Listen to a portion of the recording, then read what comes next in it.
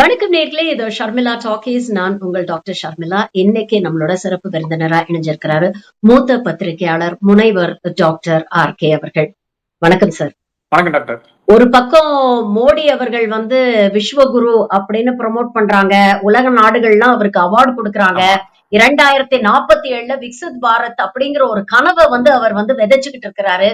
இன்னொரு பக்கம் பாத்தீங்கன்னா RSS உடைய தலைவரை போய் 10 ஆண்டுகளுக்கு பிறகு மோடி சந்திக்கிறாரு. இன்னொரு பக்கம் மோகன் பாகவத் ஒரு மேடையில பேசும் பொழுது 75 வயசானா எல்லாரும் ஒதுங்கிக்கிட்டு வழிபடணும் அப்படிங்கிற ஒரு விஷயத்த சொல்றாரு. வர செப்டம்பர்ல மோடிக்கு 75 வயசு ஆக போகுது. என்னதான் நடக்குது? மோடி ரிட்டையர் ஆக போறாரா, இல்ல அதற்கான சாத்தியக்கூறுகள் இல்லைன்னு நினைக்கிறீங்களா? What is your opinion?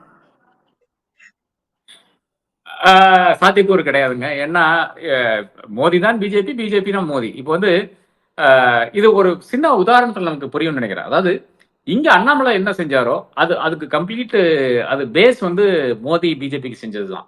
அதாவது இங்க பிஜேபியை அண்ணாமலை வளர்க்கவில்லை, அண்ணாமலை பிஜேபி என்ற ஒரு பிஜேபி வளர்த்தாரு, அவ்வளவுதான். அதாவது அண்ணாமலைக்கு விசுவாசமா இருக்கிறவங்க, அண்ணாமலைன்னு கேட்டேன்னா அந்த பேரை கேட்டால் ஒரு உணர்ச்சி எழக்கூடிய மக்கள், இளைஞர்கள், அந்த மாதிரி ஏதோ ஒரு ஒரு கும்பலை சேர்ந்து வச்சிருந்தாருன்னு வச்சுங்களேன். ஸோ எக்ஸாக்ட்லி அதுதான். இது டெம்ப்ளேட் எங்கிருந்து வரும் பாத்தீங்கன்னா, மோடி பிஜேபிக்கு என்ன செஞ்சாரோ அதை வச்சுதான் அவர் இங்க பண்றாரு. அப்ப அதனாலதான் நான் சொல்றேன், இன்றைய பிஜேபி என்பது மோடியினுடைய கிரியேஷன். இது அரசு கிரியேஷன் கிடையாது. RSS பிஜேபி அமைப்பை உருவாகுச்சு. என்னால் அதனுடைய பொலிட்டிக்கல் ஃபேஸாக RSS என்ற கலாச்சார ஆர்கனைசேஷனுடைய, அதாவது இதுவரை இன்கம் டேக்ஸ் கட்டாத, ஒரு ஸ்க்ரூட்டனியும் கிடையாத, ஒரு ஓவர்சைட்டும் கிடையாத ஒரு ஆர்கனைசேஷனுடைய, இங்க டெல்லியில மாபெரும் கட்டிடம், எவ்வளவு லட்சக்கணக்கான ஸ்கொயர் ஃபீட்ல மாபெரும் ஒரு மாளிகை அங்க எழுப்பி கொண்டிருக்கிறது. அந்த மாதிரி ஒரு ஆர்கனைசேஷன், அதற்கு ஓவர்சைட் கிடையாது. அந்த மாதிரி ஒரு ஆர்கனைசேஷன், அதுல யார் ஐடி காரன்லாம் என்ன ஒருத்தனும் ஒரு கேள்வி கேட்க முடியாது. அந்த மாதிரி ஒரு நிறுவனம் ஒரு பொலிட்டிக்கல் ஆர்கனைசேஷனை உருவாக்குது. அந்த பொலிட்டிக்கல் ஆர்கனைசேஷனுடைய பேரு தான் முன்னாடி ஜனசங்கிறது இப்போ பிஜேபியாக மாறி இருக்கிறது. அந்த பிஜேபி என்பதுக்கும் இந்த பிஜேபிக்கும் பெரிய வித்தியாசம் இருக்கிறது. இந்த பிஜேபி மோடியினால் உருவாக்கப்பட்ட பிஜேபி. இதுல ஒரு பிரபுல் பட்டேல் இருப்பாரு, ஒரு ஹிமந்தா பிஸ்வா சர்மா இருப்பாரு, இதுல பல நபர்கள், அந்த பீரன் சிங் இருப்பாரு, அந்த ஒரு இங்க நம்மளுடைய ஜம்மு அண்ட் காஷ்மீருடைய லெப்டினன்ட் கவர்னர் ஒருத்தர் இருக்காரு இல்லையா, மனோஜ் சின்ஹா, இந்த மாதிரியான நபர்கள் இருப்பார்கள். இது எல்லாம் மோடியினுடைய பக்தர்கள், மோடியினுடைய விசுவாசிகள். அப்படி இருக்கின்ற ஒரு பாஜக நீங்க மோடியை ஆட்டவோ அசைக்கவோ முடியாது. இப்போ மோடியை கொண்டு வந்ததுக்கான காரணமே பாஜகவுடைய ஐடியாலஜி, கருத்தியலை நிலைநிறுத்தணும் அப்படிங்கிறதுக்கான ஒரு யுக்தியா தான் மோடியை லீடரா செலக்ட் பண்ணி RSS முன்னிறுத்தினாங்க அப்படின்னு பாக்குறோம். இன்னைக்கு RSSக்கே அதுல ஒரு டேஞ்சரா மோடி எழும்பி நிக்கிறாரா? அவங்களுடைய கருத்தியலுக்கே ஒரு டேஞ்சரா அவர் நிக்கிறாரா? ஏன்னா RSSக்கும் மோடி பாஜகவுக்குமே நிறைய கருத்து வேறுபாடுகள், உரசல்கள் சமீப காலங்கள்ல வருது அப்படிங்கறதெல்லாம் நம்ம பார்க்க முடியுது. ரீசெண்டா வயர்ல ஒரு ஆர்டிக்கல் சார், பிரபல ஒரு ஜேர்னலிஸ்ட் பிரேம் சங்கர் ஜா எழுதின ஒரு ஆர்டிக்கல். அதாவது கடந்த 10 ஆண்டுகளில் இந்தியாவில் பாசிசத்தை எப்படி மோடி ஸ்லோவா நிலைநிறுத்தி இருக்கிறாரு அப்படிங்கறத ரொம்ப அழகா அவர் வெளிப்படுத்தி இருக்கிறாரு. அதுவும் குறிப்பாக பிரஸ் எந்த அளவுக்கு அவங்க பிரஸ் சந்திக்காம இருந்திருக்கிறாரு, ஜேர்னலிஸ்ட எந்த அளவுக்கு மேனிபுலேட் பண்ணிருக்கிறாங்க மீடியாவை அப்படிங்கிற விஷயத்த சொல்லியிருக்காரு. மோடி அப்படிங்கிற இந்த பிம்பத்தை கட்டி அமைக்கிறதுக்காக இந்த மீடியா அவங்க பயன்படுத்தினாங்க அப்படின்னு நினைக்கிறதா? இந்த ஆர்டிக்கல்ல இருக்கக்கூடிய விஷயங்களை பத்தி இல்ல, இது நான் படிச்சு பார்த்தேன். இதுல எனக்கு ஒரே ஒரு கருத்து வேறுபாடு என்னன்னா, இந்த பாசிசம்ங்கிறது நம்ம தேவையில்லாம எல்லா இடத்துலயும் எங்க யூஸ் பண்ணமோ அங்க யூஸ் பண்ணக்கூடிய ஒரு இடத்துக்கு நாம் இப்போது கிடையாது என்று நான் நினைக்கிறேன். ஏன்னா இது ஒரு ஒரு உச்சகட்டம். ஃபேசிஸ்ட்க்கு அப்புறம் ஒண்ணுமே கிடையாது. அதாவது ஒரு அத்தாரிட்டேரியன் ரெஜிமினுடைய ஒரு உச்சகட்டம். ஹிட்லர் என்றால் ஒரு பாசிஸ்ட், முசோலினி என்றால் ஒரு பாசிஸ்ட். அந்த மாதிரி இருக்கின்ற நபர்களை டிஸ்கிரைப் பண்ணக்கூடிய ஒரு வார்த்தை தான் இந்த பாசிசம்ங்கிறது. அது லேஸ்ல நாம் பயன்படுத்தக்கூடாது. இன்ஃபேக்ட் என்னுடைய முன்னாள் எடிட்டர் விஜய்சங்கர் கூட ஒரு முறை இதை பத்தி பாசிஸ்ட் டெண்டன்சிஸ்னு ஏதோ சொல்லிட்டு ஒரு கவரே போட்டிருந்தாரு வருஷங்களுக்கு முன்னால. ஐ திங்க் 4 வருஷம் முன்னாடியோ 5 வருஷம் முன்னாடியோ. அப்போது கூட கம்யூனிஸ்டார்களே அவர்கள்ட்ட கேட்டார், இது எப்படி நீங்க பாசிஸ்ட்னு சொல்ல முடியும்? இப்போ பாசிசம் என்ற வார்த்தை நம்ம யூஸ் பண்ணும்போது அது நிச்சயமாக ரொம்ப கவனத்தோட யூஸ் பண்ண வேண்டும்ன்றதான் என்னுடைய அட்வைஸா இருக்கும். ஏனென்றால் சில காலம் முன்னால ஃப்ரண்ட்லைன் இதனுடைய ஆசிரியர் இது மாதிரி ஃபேசிசம் என்று தலைப்புகளோட பாஜகவினுடைய அந்த டெண்டன்சியை பத்தி போட்டிருந்தாரு. அதுல இருக்கு பிரச்சனை என்ன பாத்தீங்கன்னா, நம்ம இப்போ முழுக்க முழுக்க ஒரு அத்தாரிட்டேரியன் ரெஜிம் பாத்தீங்கன்னா நிச்சயமா கிடையாது. அத்தாரிட்டேரியனிசம் எங்க இருக்குன்னு துர்கமனிஸ்தான் மாதிரி ஒரு நாட்டுல இருக்கிறது. இப்போ சீனா மாதிரி ஒரு நாட்டுல இருக்குன்னு வச்சுங்களேன். அந்த அளவுக்கு அத்தாரிட்டேரியனிசம் வந்து இன்னைக்கு கிடையாது. அதாவது முழுக்க முழுக்க ஒரு ஆட்சியாளர் மட்டும்தான் பேச முடியும். நாம இந்த பேச்சு கூட முடியாதுங்களே. இப்ப நாம இப்ப பேசிக் கொண்டிருக்கிறோம் இல்லையா, மோதியை கிரிட்டிசைஸ் பண்ணி கொண்டிருக்கிறோம். இந்த பேச்சு கூட முடியாத அளவுக்கு இருக்கின்ற ஒரு ஊர்ல தான் அது வந்து இப்ப தாலிபான் எடுத்துக்கலாம். அதாவது பெண்கள் வந்து கல்வி கூடாது, இவர்களுக்கு எதிராக பேசக்கூடாது, தாடி வளர்த்தணும், அதை பண்ணும், இது பண்ணும், இதெல்லாம் இது எல்லாம் அதுதான் authoritarianism is one element of fascism. அப்புறம் பாத்தீங்கன்னா நேஷனலிசம், அது இங்க இருக்கிறது தாராளமாக. அதாவது என்ன எடுத்தாலும் நாட்டுக்காக செஞ்சு மேக் இன் இந்தியால ஆரம்பிச்சு எல்லா விஷயங்களும் ஃபெயிலியர் தான். அப்படி இருந்தால் கூட பாரத் மாதா கி ஜெய், இது இந்த முழக்கங்கள்ல இருந்து ஆரம்பிச்சு வருகின்ற அனைத்து விஷயங்களும் வந்து நிச்சயமாக இருக்கிறது. அப்புறம் மிலிட்டரிசம், அதாவது ஒண்ணு மிலிட்டரியை வந்து புகழ்பாடு வருது. ஆர்மி, நேவி, ஏர்ஃபோர்ஸ் வந்து நீங்க யாரும் கேள்வி கேட்கக்கூடாது, அவர் என்ன செஞ்சாலும் நீங்க ஒத்துக்கொள்ள வேண்டும் என்ற அந்த அடிப்படையில் நாம் வந்து வேலை செய்து கொண்டு இருக்க வேண்டும். அந்த அளவுக்கு ஒரு கண்ட்ரோல் வந்திருக்கான்னு பாத்தீங்கன்னா, இன்னும் ஒரு என்னை பொறுத்தவரை ஒரு 70% 80% கண்ட்ரோல் தான் ஆர்ம் போர்சஸ் மேல வந்திருக்கிறது என்றுதான் ஒரு முக்கியமான விஷயமா நான் பார்க்கிறேன். அப்ப நிச்சயமாக நேஷனலிசம் ஒரு பெரிய விஷயமா இருக்கிறது. கார்பரேட்டைசேஷன் அதுவும் ஒரு பெரிய விஷயமா இருக்கிறது. எல்லாம் வந்து அதானி அம்பானி கொடுக்கிறது என்பது நிச்சயமாக ஒரு பெரிய விஷயமா இருக்கிறது. ரிஜெக்ஷன் ஆஃப் டெமோக்ரஸி அது இன்னும் நடக்கல. இன்னும் அவர்கள் வந்து ஜனநாயகத்தை வச்சுதான் விளையாடி கொண்டிருக்கிறார்கள். அதனாலதான் வந்து ஒரு ஜூன் 25ஆம் தேதி எமர்ஜென்சி அவசர காலம் வந்து என்னைக்கு பிறப்பித்தார்களோ அன்னைக்கு வந்து ஒரு ஸ்பெஷல் செஷன் வைக்க வேண்டிய அந்த கட்டாயத்துக்கு ஜனநாயகம் ஜனநாயகம் ஜனநாயகம் என்று பேச வேண்டிய ஒரு கட்டாயத்துக்கு தள்ளப்படுகிறார்கள். அதுக்கப்புறம் வந்து நிச்சயமாக சப்ரஷன் ஆஃப் ஆப்போசிஷன் பல இடங்களில் நடந்து கொண்டிருக்கிறது. எதிர்கட்சிகளை வந்து முடக்கும் விதமாக செயல்படுத்து பல இடங்களில் நடந்து கொண்டிருக்கிறது, இன்க்ளூடிங் திமுக. ஆனால் முழுக்க ஒடுக்கி விட்டார்களா அடக்கி விட்டார்கள் பார்த்தே கிடையாது. அப்ப இதுல வந்து நம்ம ப்ரோக்ரஸ் பண்ணி கொண்டிருக்கிறோம். இன்னும் ஃபுல் ஃபேஷன் ஆகவில்லை என்றதுதான் என்னுடைய கருத்து. அப்படி இருந்தால் கூட இந்த ஃபேசிஸ்ட் டெண்டன்சிஸை வந்து நம்ம கட் பண்ணணும். டெண்டன்சிஸ் சொல்லலாம், ஃபேசிஸ்ட் டெண்டன்சிஸ் என்று கூறலாம். அதை தாண்டி நாம பேசக்கூடாது. இப்போ நத்திங் லாஸ்ட் ஃபார் எவர் அப்படின்னு சொல்லுவாங்க.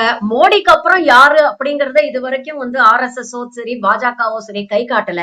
மோடி அப்படிங்கிற ஃபேக்டரை ரிமூவ் பண்ணிட்டா பாஜகவுக்கு ஒரு பெரிய ஐடென்டிட்டி கிரைசிஸ் ஏற்படும் நீங்க நினைக்கிறீங்களா? அதனாலதான் வந்து இன்னும் மோடி அவங்க ரீடைன் பண்ணணும்னு நினைக்கிறாங்களா? ஒரு பக்கம் வந்து மோடியோடைய சாம் ஃபேட் ஆயிட்டு இருக்கு, கரப்ஷனுக்கு எதிரான ஒரு அரசு அப்படின்னு சொன்னவர், நான் காவுங்கா நான் கானே தூங்கா அப்படின்னு சொன்னவர், இன்னைக்கு எங்க பார்த்தாலும் பாலங்கள் இடிஞ்சு விழுது, எங்க பார்த்தாலும் ஆக்சிடென்ட்ஸ் நடக்குது. எந்த அளவுக்கு ஒரு கரப்ட் அரசாக இது இருக்கு அப்படிங்கிறது இன்னைக்கு தெரிஞ்சு போச்சு. மோடியுடைய பல ஆதரவாளர்களே இன்னைக்கு அவங்களுக்கு எதிராக விமர்சனங்களை பதிவு பண்ற விஷயங்கள் எல்லாம் நம்ம பார்த்துட்டு இருக்கோம். Do you think the Modi charm is fading? இல்ல, இதுக்கு வந்து எப்படி பதில் வரும்னு பாத்தீங்கன்னா, நம்மளுடைய நாசர் இருக்காரு இல்லையா, குருதி புனல் படத்துல ஒரு டைலாக் சொல்லுவாரு. அதாவது எல்லா மனிதனுக்கும் ஒரு பிரேக்கிங் பாயிண்ட் இருக்கு, அங்கிருந்தா எடுக்கணும். அப்கோர்ஸ் அது வந்து அவர் வேற கான்டெக்ஸ்ட்ல சொல்லுவாரு. கமல் என்ற நேர்மையான இருக்கின்ற அதிகாரியை வந்து உடைக்கிறதுக்காக சொல்லுகின்ற விஷயம். ஆனால் இங்கேயும் அதுதான். எப்படி வந்து ஒரு ஜெஃப்ரி எப்ஸ்டீனுடைய அந்த வழக்கு அதை வந்து அப்படியே மூடி மறைக்கிறதுல வந்து ட்ரம்ப் இவ்வளவு இந்த அளவுக்கு கவனம் செலுத்துகிறாரோ, அதை வந்து அங்க மக்கள், அவருடைய மக்கள் மாகா மேக் அமெரிக்கா கிரேட் அகெயின் என்ற அந்த கும்பலே வந்து ஏற்றுக்கொள்ளவில்லையோ, அந்த ஒரு சிச்சுவேஷன் இங்க வரும். ஆனா இன்னைக்கு வரை வரல. அதாவது எவ்வளவோ பாலங்கள் இடியுது, நீங்க குறிப்பிட்ட போல எவ்வளவோ கரப்ஷன் வந்து நம்ம கண் முன்னாடி நடந்து கொண்டிருக்கிறது. ஏர்போர்ட்டை தூக்கி அதானி கொடுக்குறாங்க, போர்ட்டை தூக்கி அதானி கொடுத்துருக்காங்க. எல்லா விஷயங்களும் வந்து அதானி அம்பானி டாடாஸ் இந்த அளவுல தான் இருக்கிறது. இது இவ்வளவு இருந்தால் கூட, இதெல்லாம் ஊழல் என்று நாம் அறிந்தால் கூட, இந்த கிளாசிக் டெபினிஷன் ஆஃப் ஊழல் அப்படி இருந்தால் கூட இன்னைக்கும் அந்த டிப்பிங் பாயிண்ட் இன்னும் வரல. மோடி மேஜிக் இருக்கிறதாக மக்கள் இன்னைக்கு நம்புகிறார்கள். அவருக்கு தகவல் போய் சேரவில்லை, அதனாலதான் இவ்வளவு மோசமா இருக்கு என்று நம்புகிறார்கள். கூட இருக்கிறவெல்லாம் களவாணிகள் என்றும் நம்புகிறார்கள். இவர்களை எல்லாம் துரத்தி அடிக்க வேண்டும் என்றும் நம்புகிறார்கள். இப்படியும் ஒரு கும்பல் இந்த ஊர்ல இருக்கிறது. இது என்ன காரணம் பாத்தீங்கன்னா, நாம டெபினட்டாக 2014 இருந்துதான் நாம் வந்து அரசியலே வந்து கொஞ்சம் கவனம் செலுத்தி கொண்டிருக்கிறோம். அதற்கு முன்னால நமக்கு அரசியல் இந்த அளவுக்கு கவனமே கிடையாது. அந்த ஊழலை சுற்றி இருக்கின்ற விஷயங்கள் 2011 2G இருந்து ஆரம்பிச்சு, CWG இருந்து ஆரம்பிச்சு, இந்த அண்ணா ஹசாரை போய் உட்கார்ந்து அந்த ஒரு பீரியட்ல தான் என்கிட்ட என்னுடைய ஸ்டூடெண்ட்ஸ் பல பேர் சொல்லியிருக்காங்க. ஜேர்னலிஸ்டுக்கு வர ஸ்டூடெண்ட்ஸ், சோசியல் ஒர்க் வர ஸ்டூடெண்ட்ஸ் பல பேர் சொல்லியிருக்காங்க. நாங்க ஸ்கூல்ல இருந்த தருணத்துல நாங்க இந்த அஜிடேஷன்ல போய் பார்ட்டிசிபேட் பண்ணோம். ஆனா எனக்கு இன்னைக்கு வெக்கமா இருக்குது. அங்க போய் நின்னனே, இதற்கு நான் துணை நின்னனே என்றது எனக்கு இன்னைக்கு வெக்கமா இருக்கு. டெல்லியில போய் நின்னனே எனக்கு வெக்கமா இருக்கிறது.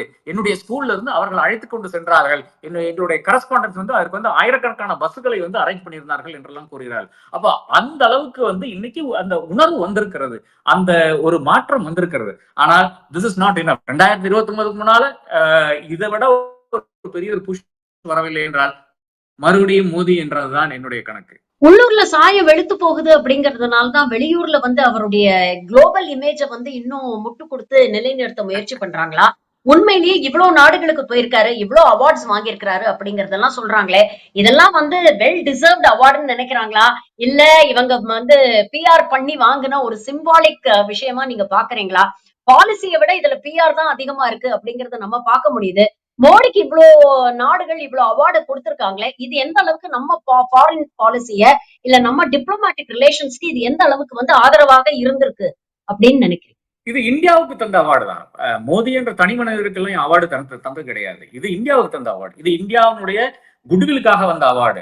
எத்தனை எதற்கான பாத்தீங்கன்னா வேற ஒன்றும் கிடையாது. 60 வருட காலமாக 70 வருட காலமாக தாழ்த்தப்பட்ட மக்களுக்கு இல்லை என்றால் ஒடுக்கப்பட்ட மக்களுக்காக நாம் கொடுத்த குரலினுடைய விளைவாக வருகின்ற அவார்டாகத்தான் நான் பார்க்கிறேன். ஏனென்றால் ஜவஹர்லால் ஒரு காலத்திலிருந்து ஆரம்பிச்சு ஒரு நான் அலைன் மூவ்மெண்ட் என்று கிரியேட் பண்றார்கள். மார்ஷல் டிட்டோ இந்த மாதிரி, அதாவது யுகோஸ்லாவியனுடைய அன்றிருந்த யுகோஸ்லாவியா அதையும் வந்து சின்னாமணமா பண்ணிவிட்டார்கள். இந்த பக்கம் ஈஜிப்டினுடைய தலைவர், இவர்கள்லாம் அந்த 3 பேரும் சேர்ந்து நடத்திய ஒரு விஷயம் அதான் நான் அலைன் மூவ்மெண்ட். அதுல இருந்து ஆரம்பித்து வருகின்ற விஷயங்கள், கோமை நுக்ரமாத், இந்த மாதிரியான நபர்கள் எல்லாம் சேர்ந்துதான் இன்றைக்கு இவர்கள் அதை வந்து அறுவடை செய்து கொண்டிருக்கிறார்கள். ஏனென்றால் இப்ப பாத்தீங்கன்னா சில நாடுகளுக்கு வந்து 50 வருட காலமாக 60 வருட காலமாக ஒரு இந்திய பிரதமரை சென்றது கிடையாது. அந்த ஊர்ல போய் நீங்க வந்து கலெக்ட் பண்றதுல வந்து ஒன்னும் பெரிய ஒரு ஆச்சரியம் கிடையாது. ஆனால் எப்படி சித்தரிக்கிறார்கள் பாத்தீங்கன்னா மோடிக்காக தந்த அவார்டாக சித்தரிக்கிறார்கள். அது என்ன பாத்தீங்கன்னா நீ குறிப்பிட்ட மாதிரி இந்த கட்டாயம் தான். அதாவது மோடியினுடைய அந்த ஷைன் கொஞ்சம் குறையிறது. அப்போ உலகமே என்னை வந்து பாராட்டி கொண்டிருக்கிறது. இந்த நேரத்துல உனக்கு என்னடா பிரச்சனை, நீயும் பாராட்டு, நீயும் வந்து ஓட்டளிக்கணும், பீகார் தேர்தல் வந்து கொண்டிருக்கிறது என்ற அந்த ஒரு மெசேஜை நான் பாக்குறேன். என்னதான் இருந்தாலும் எல்லாருக்கும் ஒரு எக்ஸ்பைரி டேட் அப்படின்றது ஒண்ணு இருக்கும். தோ மோடி வந்து RSS மீறி இன்னைக்கு வளர்ந்து நிக்கிறார் அப்படி இருந்தாலும் RSS வந்து அவருக்கான ஒரு ஆல்டர்னேட்டா ஆல்ரெடி அவங்க சூஸ் பண்ணி வச்சிருப்பாங்க அப்படின்னு தான் நமக்கு தோணுது. அப்படிப்பட்ட ஒரு ஆல்டர்னேட்டிவ் யாரா இருக்கும்னு நினைக்கிறீங்க? மோடியை வந்து இவங்க முன்னிறுத்தினாலும் முடிவுகள் எல்லாம் எடுக்கிறது என்னமோ அமித்ஷா அப்படின்னு தான் நம்ம பாக்குறோம். சோ அமித்ஷாவுக்கு அடுத்த வாய்ப்பு வரதுக்கான வாய்ப்புகள் இருக்கா, இல்ல வேற யாராவது கண்டெண்டர்ஸ் இருக்காங்கன்னு நினைக்கிறேன்? இல்ல இதுல வந்து மோடி தானுங்க ராஜா. அமித்ஷா ஒரு பொருட்டே கிடையாது. மோடி இல்லை என்றால் அமித்ஷா கிடையாது. அப்போ நரேந்திர மோடி நினைப்பதுதான் சட்டம், நரேந்திர மோடி சொல்லுவதுதான் சட்டம், அவ்வளவுதான். அமித்ஷா என்பவர் ஒரு இம்ப்ளிமெண்டிங் ஏஜென்ட் மட்டும் தானே தவிர அதை தாண்டி ஒரு ரோல் வந்து அவருக்கு கிடையாது. ஆனா வெளிப்படையாக நீங்க கூறுற மாதிரி நிச்சயமாக ஒரு தோற்றம் நிச்சயமாக இருக்கிறது. ஏனென்றால் மோடியை பொறுத்தவரை மோடி வந்து நல்ல விஷயங்கள் மட்டும்தான் அவர் வந்து வெளியே நிற்பார். வேற இப்ப மோசமான விஷயங்கள், யாருக்காச்சும் மரணம் நடந்தது என்றால் அவர் வந்து அதை வந்து கண்ட்ரோல் கூட பண்ண மாட்டார். பல விஷயங்கள் நான் பார்த்துருக்கோம். இப்போ கூட சமீபத்தில் கூட நான் பார்த்து கொண்டிருக்கிறோம்.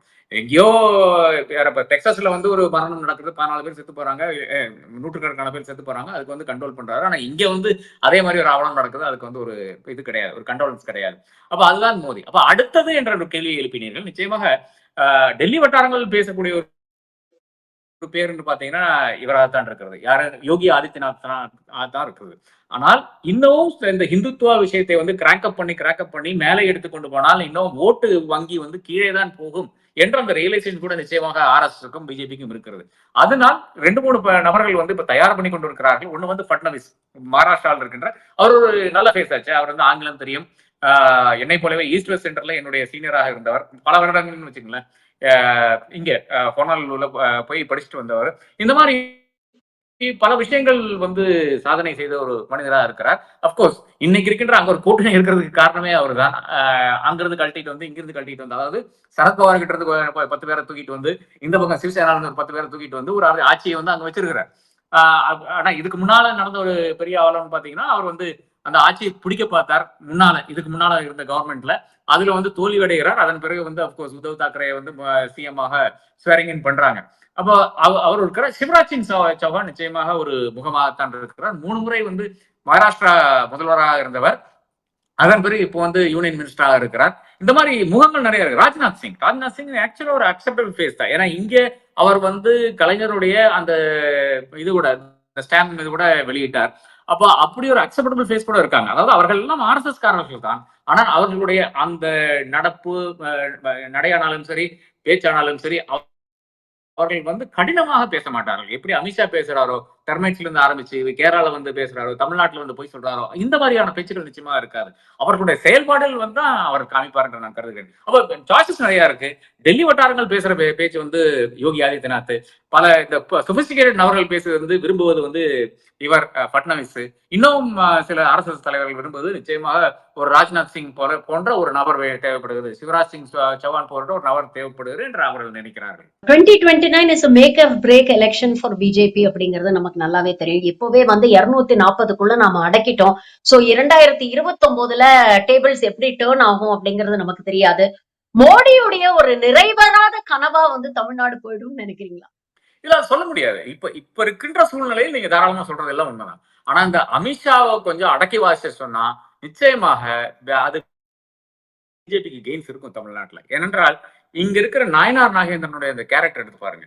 ஒரு ஒரு வாரத்தை தவிர எங்கேயாச்சும் பேசியிருக்காரா? நான் ஒரு டிவி லைவ் நிகழ்ச்சியிலே வந்து கொஞ்சம் ஆதகத்தோட சொன்னேன். எங்க அவரை திட்டவே முடிய மாட்டேங்குதுங்க. ஏன்னா முருகன் மாநாட்டுல போய் நின்று கூட அடாவடித்தனமா ஒன்றும் பேசல.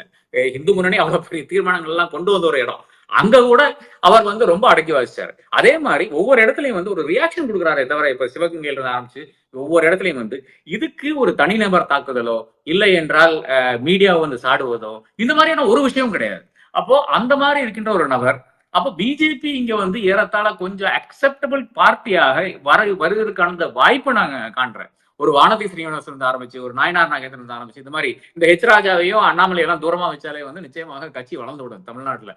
அப்போ அப்படி ஒரு முகம் வந்து இன்னைக்கு இருக்குது. இதற்கு வந்து யார் வந்து உள்ள வந்து விளையாட்டு போட்டிருக்கான்னு பாத்தீங்கன்னா அமித்ஷா தான். தேவையில்லாமல் வந்து இப்ப எடப்பாடி பழனிசாமி முதல்வர் அறிவிச்சு போக வேண்டியது தானே. என்ன ஆமாங்க, அவர் தானுங்க தலைவர் தமிழ்நாட்டுல, அவர் தானுங்க இருக்கிறாரு, அவர் தானுங்க செய்ய போறாருன்னு சொல்லிட்டு நீங்க போயிடலாம், தாராளமா போயிடலாம், ஒரு பிரச்சனையும் கிடையாது. இவ்வளவு சொன்னா போறங்க. தமிழக மக்கள் வந்து நிச்சயமாக பாஜகவுக்கு எதிராக இருக்க மாட்டார்கள். ஆனால் அது சொல்ல மாட்டாங்க. ஏன்னா ஈகோ. அந்த ஈகோ தானுங்க பிரச்சனையா இருக்கிறது. என்னடா அது, நான் 3 வாட்டி நேஷனல் தேர்தலே ஜெயிச்சுட்டு என்னடா தமிழ்நாட்டுக்கு மக்கள் வந்து என்ன வந்து மதிக்க மாட்டேங்கிறாங்கிற அந்த ஒரு ஈகோ இருக்கு இல்லையா, மதிக்க வைப்பேனுங்கிற அந்த ஒரு உங்களுடைய அந்த உணர்வு இருக்கு இல்லையா, அது தேவையில்லாத உணர்வு. அரசியல் அது தேவைப்படாது, தேவையே அது இருக்கவே கூடாது என்றதான் என்னுடைய கருத்து. நான் பார்த்த அரசியல்வாதிகள் அது கிடையாது. இருக்கும் இருக்கும் சாயங்காலம் வீட்டுல வந்தா கத்துவாங்க, ஆனால் வெளியே வரும்போது நல்லா சிரிச்சுட்டு இப்படி கையை கூப்பிட்டு தான் போடும். நீங்க வேணா பாலாஜி சார் கூட கேட்டு பாத்துக்கலாம். பல விஷயங்களை இன்னைக்கு எங்களோட பகிர்ந்துக்கிட்டீங்க. உங்கள் நேரத்துக்கும் கருத்துக்களுக்கும் மிக்க நன்றி sir. Thank you very much for joining. நன்றிங்க.